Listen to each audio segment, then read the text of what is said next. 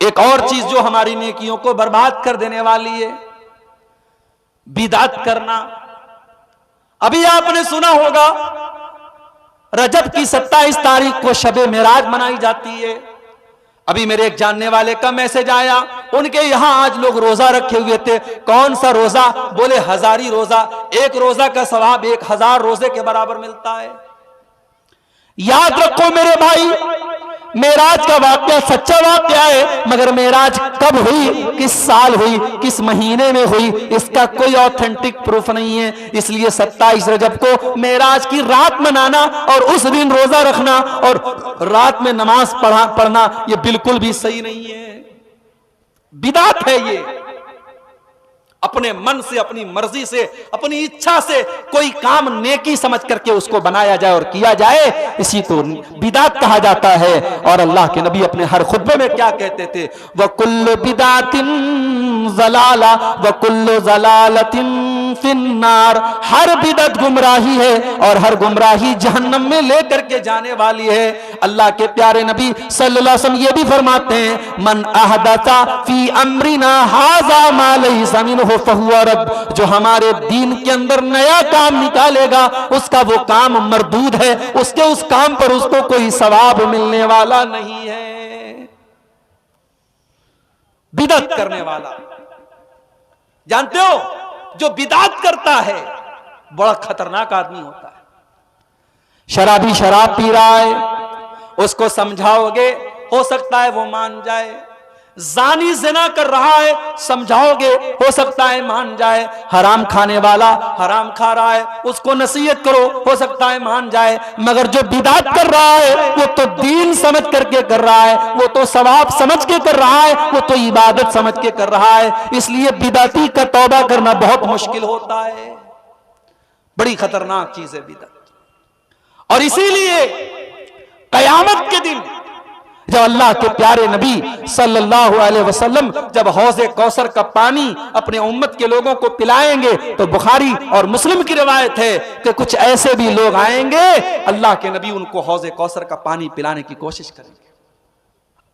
जब अल्लाह के नबी उनको हौज़े कौसर का पानी पिलाने लगेंगे तो फरिश्ते रोक देंगे और फरिश्ते कहेंगे, ऐ अल्लाह के नबी आप इनको ये हौज़े कौसर का पानी नहीं पिला सकते। तो अल्लाह के नबी फरमाएंगे, ये तो मेरी उम्मत के लोग हैं, ये तो मेरा कलमा पढ़ने वाले लोग हैं, ये तो मेरे मानने वाले लोग हैं। तो सहाबा क्या, तो फरिश्ते क्या कहेंगे? फरिश्ते कहेंगे, ऐ अल्लाह के नबी इन्नका ला तदरी मा अहदसु बादक। ऐ अल्लाह के नबी आप नहीं जानते इन्होंने आपके बाद आपके दीन में कौन कौन से नए नए काम निकाले हैं, आपके दीन को बिगाड़ के रख दिया है, आपके दीन का तमाशा बना के रख दिया है। हर महीने की कोई नई बिदअत। अभी रजब का महीना चल रहा है, शबे मेराज, फिर अगले महीने में शबे बरात, फिर रमजान में आखिरी जुमा को अलविदा का जुमा, फिर शव्वाल के महीने में कोई और बिदअत, फिर उसके बाद सफर का महीना आता है, उसको कहते तेजी का महीना है, उसमें जो पैदा होता है वो बड़ा तेज होता है। हर महीने की कोई नई बिदअत है। मेरे प्यारे साथियों, बिदअतों से अपने आप को बचाओ। बिदअत बड़ी खतरनाक चीज है, हमारी और आपकी नेकियों को बर्बाद कर। और आगे बढ़िए, नेकियों को बर्बाद कर देने वाली एक और चीज है नमाज के मामले में लापरवाही करना। जी हां, जो नमाज के मामले में लापरवाही करेगा, जो नमाज की पाबंदी नहीं करेगा, कल कयामत के दिन उसकी और भी नेकियां बर्बाद हो जाएंगी। अल्लाह के नबी सल्लल्लाहु अलैहि वसल्लम फरमाते हैं, तिरमिजी की रिवायत है, इन्ना अव्वल मा युहासब बिहिल अब्दु यौमल क़ियामति सलातुहु। कयामत के दिन पहला हिसाब नमाज के बारे में होगा। फ इन सलहत फक़द अफ़लह व अनजहा। अगर नमाज सही है तो इंसान कामयाब हो जाएगा। व इन फसदत, और अगर नमाज का मामला गड़बड़ है, फकद खाब व खसीरा, तो इंसान नाकाम हो जाएगा, नामुराद हो जाएगा। हमारे बहुत सारे नौजवान भाई पूछते हैं, शेख साहब गंदी आदत में पड़ गया हूं, रात में इंटरनेट पर गंदी मूवी देख करके अपने हाथों से ज़िना करता हूं और ये गंदी आदत छूट नहीं रही, कोई तरीका बता दीजिए। कोई नौजवान पूछता है, शेख साहब बड़ी बेहयाई का दौर है। मैं कॉलेज में पढ़ता हूं, लड़कियां बेपर्दा घूमती हैं, लड़कियों के फितने में मैं मुब्तला हो सकता हूं, मुझे कोई तरीका बता दीजिए। और मैं तुमको तरीका बताता हूं, और ये तरीका कुरान का तरीका है, ये नुस्खा कुरान का बताया हुआ नुस्खा है। अल्लाह कुरान में फरमाता है सूरह मरियम के अंदर, फखलफ मिन बादिहिम खल्फुन अज़ाउस सलाता वत्तबउश शहवाति फसौफ यल्कौन गय्या। जो लोग नमाज के मामले में लापरवाही करेंगे वो लोग ख्वाहिशात के पैरोकार हो जाएंगे। वो कभी औरत के फितने में पड़ जाएंगे, कभी इंटरनेट के फितने में पड़ जाएंगे, कभी ज़िना के फितने में पड़ जाएंगे। जो नमाज के मामले में लापरवाही करेगा वो ख्वाहिशात का पैरोकार हो जाएगा। इसका अपोजिट मतलब ये निकला कि जो नमाज की पाबंदी करेगा वो इन फितनों से बचा रहेगा।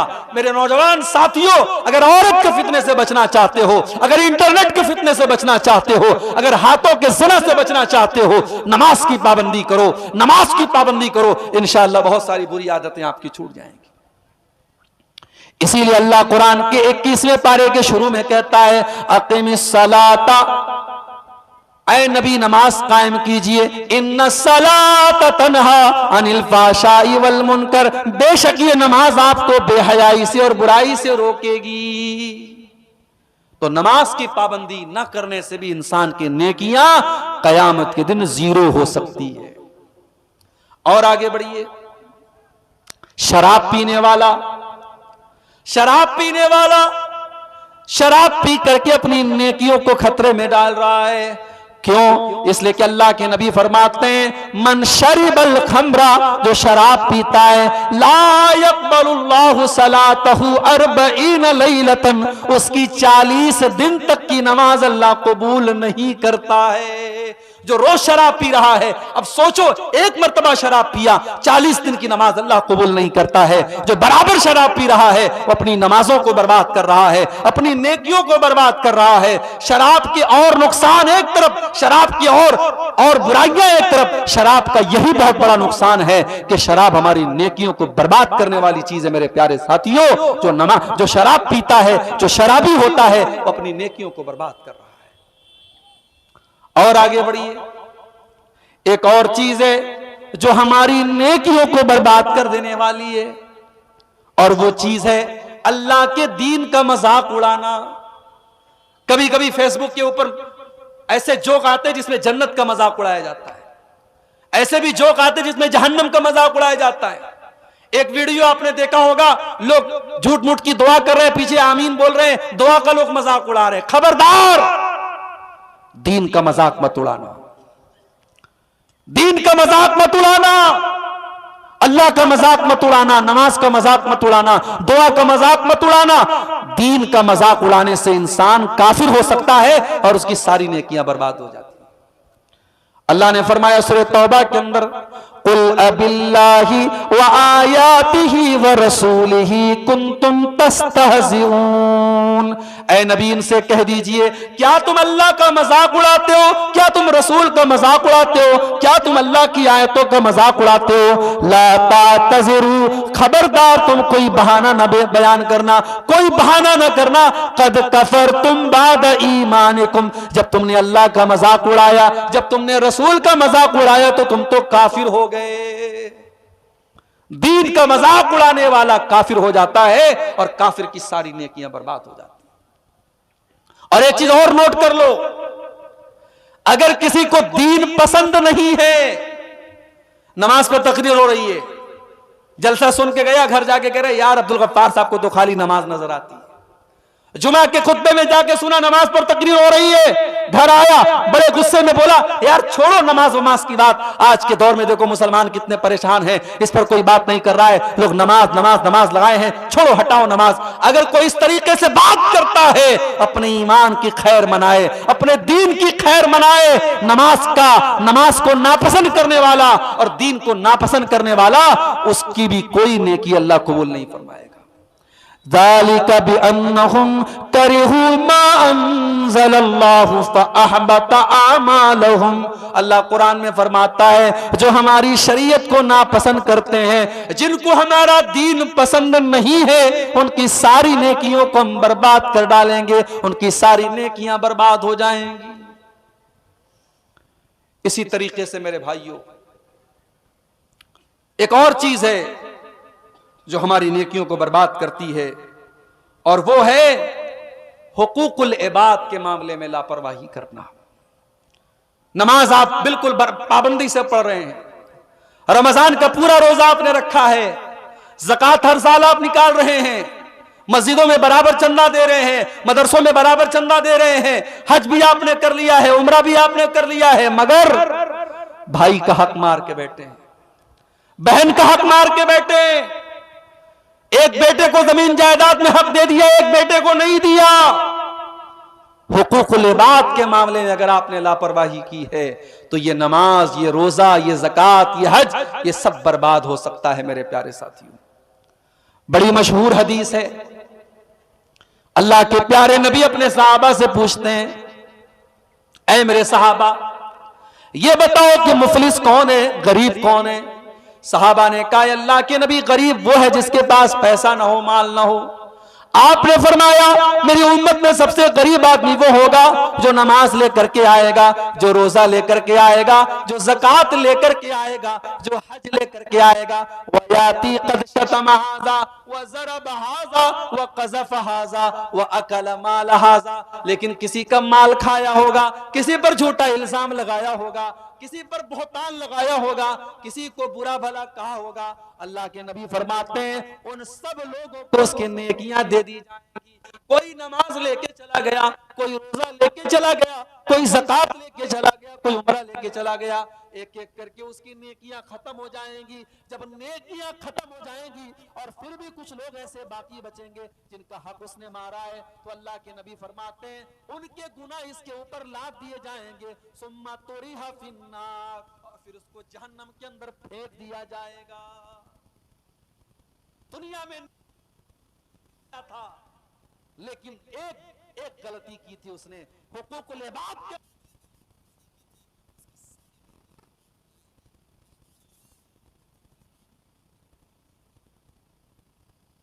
क्या करते हैं हम? आज एक भाई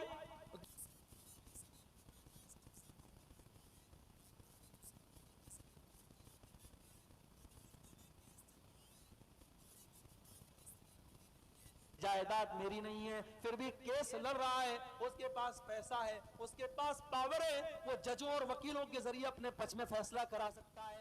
कान खोल करके सुन लो, जो जमीन आपकी नहीं है, जो जायदाद आपकी नहीं है, और झूठे तरीके से आप अपने भाई की जमीन पर कब्जा कर रहे हैं। अल्लाह के प्यारे नबी क्या फरमाते हैं? बुखारी और मुस्लिम के अल्फाज हैं। अल्लाह के प्यारे नबी सल्लल्लाहु अलैहि वसल्लम फरमाते हैं, ओ लोगों, मैं एक इंसान हूँ, मुझसे गलती भी हो सकती है और मैं सही फैसला भी करता हूँ। ओ लोगों, जब दो लोग मेरे पास कोई केस लेकर के आते हैं और एक आदमी की बात मुझे अच्छी लगती है और मैं उसके हक में फैसला दे देता हूँ, जबकि फैसला सही नहीं था, जमीन किसी दूसरे की थी, वो जायदाद किसी दूसरे की थी, तो अल्लाह के नबी क्या फरमाते हैं? फ़इन्नमा अक़तउ लहू क़ितातम मिनन नार, जो जमीन में गलत, जिसका हक नहीं है उसको दे रहा हूं, उसको मैं जमीन नहीं दे रहा हूं, उसको मैं जहन्नम की आग दे रहा हूं। मेरे भाइयों, अगर आपने नाजायज तरीके से अपने भाई की, अपने पड़ोसी की जमीन हथिया भी ली और मकान बना लिया और बिल्डिंग बना लिया, उस पर आपने जहन्नम की आग का के ऊपर आपने बिल्डिंग तैयार की है। नबी अकरम फरमाते हैं, वो जहन्नम की आग में उसको दे रहा हूं। इसको जानते हैं आप? ये जो हमारे एक पंजे का जो नाप होता है, हमारे यहां बनारस में इसको बित्ता बोलते हैं, बित्ता, उर्दू में बालिश बोलते हैं, आपके बंगला में भी शायद बित्ता ही बोलते होंगे। एक बित्ता, एक हाथ अगर किसी ने किसी की जमीन हथिया ली, अल्लाह के नबी फरमाते हैं, तुव्विक़ मिन सब'i अर्ज़ीन यौमल क़ियामह, क़यामत के दिन 7 जमीनों का तौक, 7 जमीनें उसके गले में डाल दी जाएंगी। इतना बड़ा अजाब उसको दिया जाएगा, जिसने एक पंजे और एक हाथ की हथेली के बराबर जिसने किसी की जमीन हड़पी होगी, उसका यह मामला होगा मेरे भाई। और आगे बढ़िए, नेकियों को बर्बाद कर देने वाली एक और चीज है, अकेले में और तन्हाई में किए जाने वाले गुनाह। आप घर में रात के 12 बजे और आप अपने बेडरूम में बेड पर बिस्तर पर लेटे हुए हैं और आपके मोबाइल पर इंटरनेट का पैक लगा हुआ है और आपके उंगली के टच के ऊपर गंदगी की चीजें आपके सामने आ सकती हैं। मेरे प्यारे साथियों, आप पांचों टाइम के नमाजी भी हैं, आप दुनिया की नजर में बड़े नेक और परहेजगार हैं, लेकिन अगर इंटरनेट का आप गलत इस्तेमाल कर रहे हैं और तन्हाई में और अकेले में आप गलत चीजों को देख रहे हैं, तो मेरे भाइयों कान खोल करके सुन लो, अल्लाह के नबी क्या फरमाते हैं। ये इब्ने माजा की सही रिवायत है। अल्लाह के प्यारे नबी सल्लल्लाहु अलैहि वसल्लम फरमाते हैं, मैं अपनी उम्मत के ऐसे लोगों को जानता हूं जो कयामत के दिन पहाड़ के बराबर नेकियां लेकर के आएंगे। अल्लाह ताला उनकी नेकियों को उड़ा करके खाक कर देगा, उनकी नेकियों को बर्बाद कर देगा, उनकी नेकियों को खत्म कर देगा। सहाबा ने पूछा, अरे अल्लाह के नबी वो कौन लोग होंगे, जरा खुल करके बता दीजिए, जरा क्लियर करके बता दीजिए। अल्लाह के नबी फरमाते हैं, वो नमाज भी पढ़ेंगे, वो रोजा भी रखेंगे, वो सारी नेकियों के काम करेंगे, वलाकिन्नहुम इज़ा खलौ बिमहारिमिल्लाहि इंतहकुहा। बस एक बात की कमी होगी, जब वो तन्हाई में होंगे, जब वो अकेले में होंगे, वो नाजायज काम करेंगे, वो गलत काम करेंगे, वो अल्लाह को नाराज करने वाले काम करेंगे। मेरे भाइयों, अपनी तन्हाई को बचा के रखो। और ये इंटरनेट का दौर है, ये मोबाइल का दौर है, और मैं बड़े खुले लफ्जों में बोलता हूं कि अल्लाह ताला ने इस मोबाइल के जरिए आज हमें बहुत बड़े इम्तिहान में डाला है। मेरी बहनें जो सुन रही हैं, उनसे भी कहना चाहता हूं, ये बड़ी दोधारी तलवार है ये मोबाइल। इससे बड़े अच्छे काम भी होते हैं, बड़े बुरे काम भी होते हैं। आज कितने ज़िना के रास्ते इसी मोबाइल के जरिए तय होते हैं, कितने हराम ताल्लुकात और हराम रिश्ते इसी मोबाइल के जरिए बनते हैं।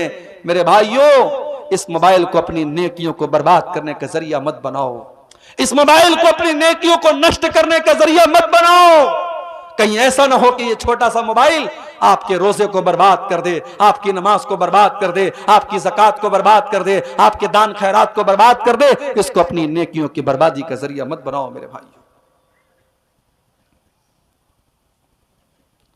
ये एक पर्चा आया है, सवाल आया है, क्या लड़कियां तकरीर कर सकती हैं जलसे में?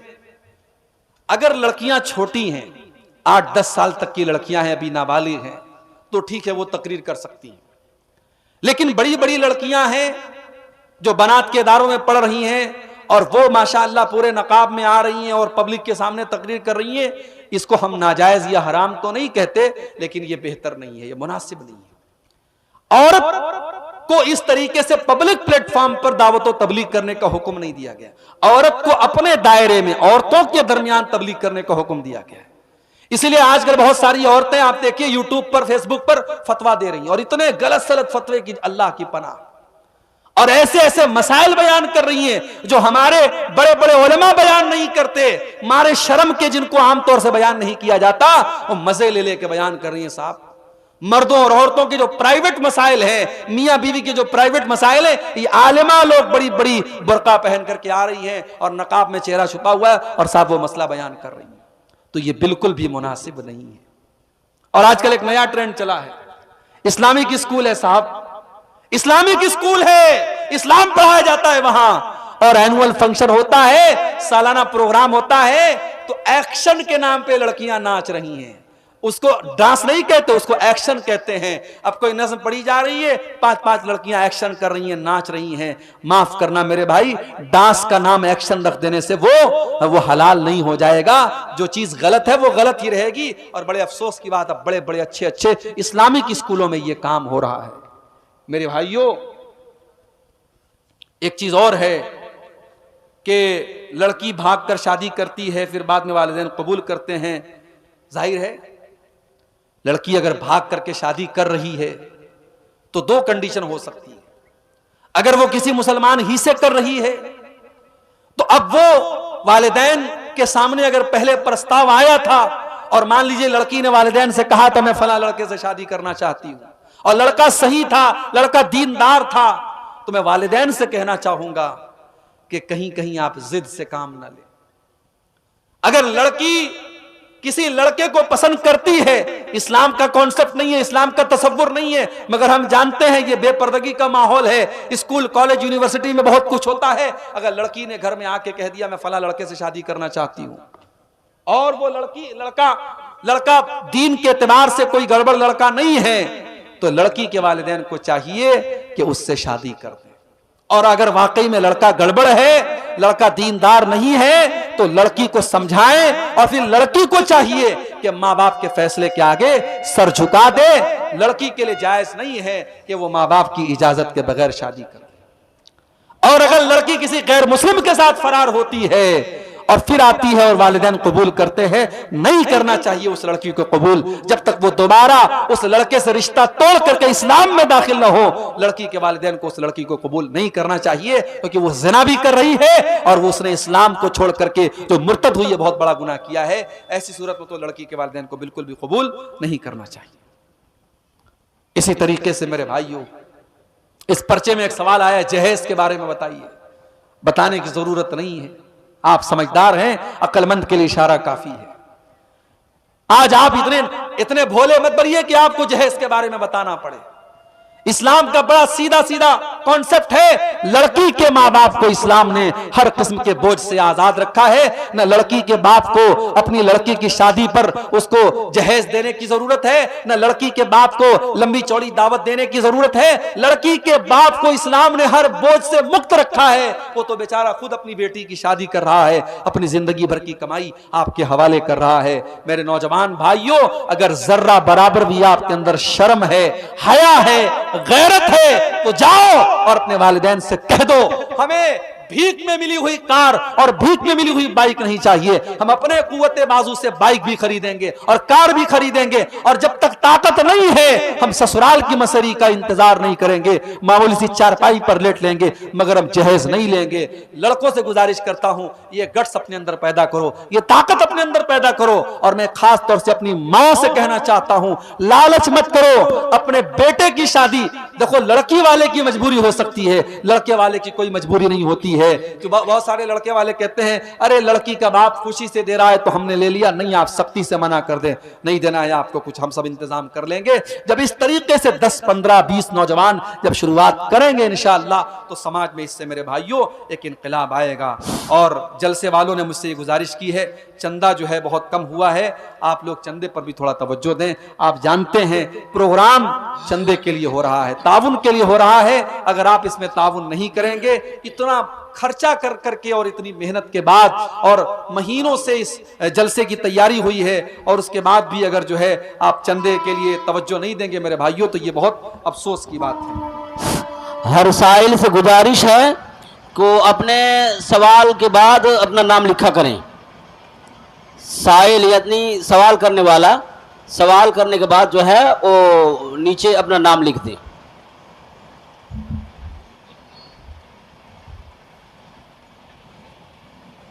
मौना खंजान से अलहज सईदुर रहमान 5 यतीमा कफील 50,000 रुपये अपने ज़कात से रमज़ान मुबारक में देंगे, बड़े मेहरबानी दुआ कर दें। जी जी।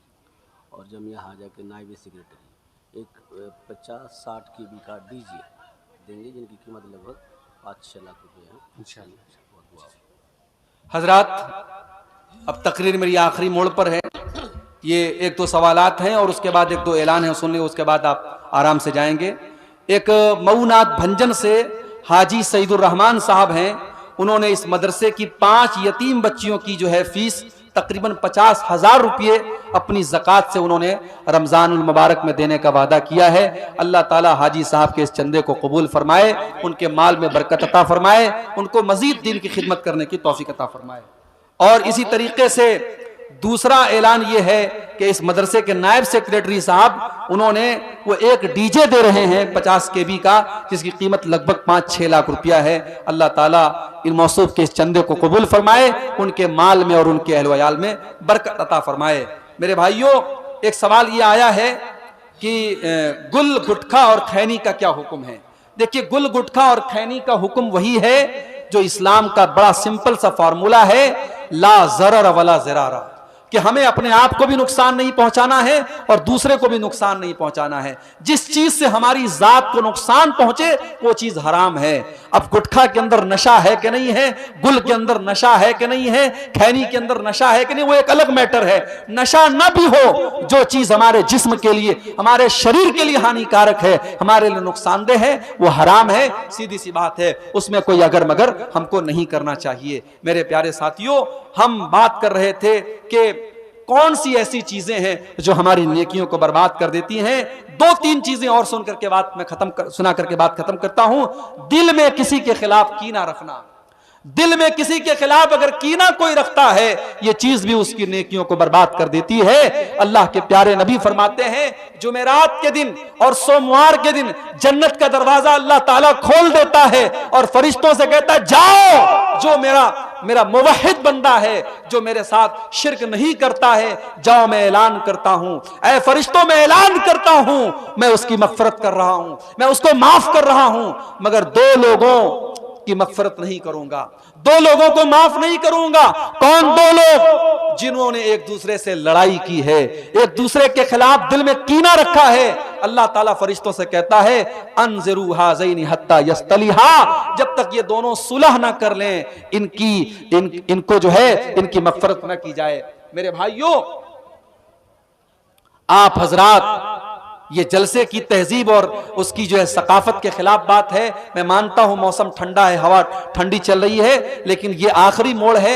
आप हजरात सुकून के साथ बैठे, मैं 5 मिनट से ज्यादा आपका वक्त नहीं लूंगा, बस दुआ करा करके मैं बात खत्म करूंगा। आप ये देखें कि दो लोग जिनके दिल में कीना और कपट है, अल्लाह फरिश्तों से कहता है, जब तक ये सुलह न कर लें और मेल मिलाप न कर लें, ऐ फरिश्तों, तब तक तुम्हें इनकी मगफरत, मैं इनकी मगफरत नहीं करूंगा। मेरे भाइयों, इसका मतलब यह हुआ कि दिल में अगर कीना और कपट रखोगे, अल्लाह मगफरत नहीं करेगा और कयामत के दिन हमारा नेकियों का अकाउंट 0 हो जाएगा। इसी तरीके से किसी जादूगर के पास जाना, किसी काहिन के पास जाना, किसी भविष्य बताने वाले के पास जाना और उससे पूछना कि मेरे साथ क्या होने वाला है, यह भी इंसान की नेकियों को बर्बाद कर देने वाली चीज है। अल्लाह के नबी फरमाते हैं, मन अता अर्राफन फसअलहु अन शै, जो किसी ज्योतिषी के पास गया, जो किसी भविष्य बताने वाले के पास गया और उससे कुछ पूछा, ला तुक़बलु लहु सलातु अर्बईना, उसकी 40 दिन तक की नमाज कबूल नहीं होगी। मेरे प्यारे भाइयों, ये चंद बातें मैंने नेकियों को बर्बाद कर देने वाली आपके सामने रखी हैं। दुआ कीजिए अल्लाह ताला हमें इन सब चीजों से बचने की तौफीक अता फरमाए। कुमारपुर से अलहाज नाजू से नाजू सेठ, 10,000 रुपये। ये कुमारपुर से कोई हाजी नाजू सेठ साहब हैं, उन्होंने 10,000 रुपये का ताउन मदरसे के लिए पेश किया है। अल्लाह ताला इनके इस दान को, चंदे को कबूल करे।